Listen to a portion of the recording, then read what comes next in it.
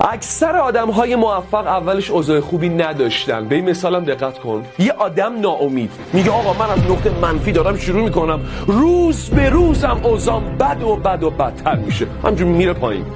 اما یه آدم میگه آقا اوکی باشه، درسته که از نقطه منفی دارم شروع میکنم ولی امید دارم، میدونم که از یه جایی به بعد میرم بالا، صعود میکنم، از منفی ها میرم به سمت مثبت. تو ریاضی ما میگیم افزگند این منفیه، افزگند این مثبته. ساده بگم افزگند یعنی امید، یعنی در واقع الان مهم نیست تو چه وضعیتی هستی، ولی میدونی چون افزگندت مثبته از یه جایی به بعد میری بالا.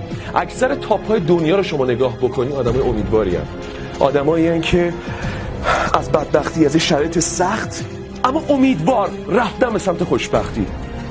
امید یعنی یه روز خوب میاد. تمام.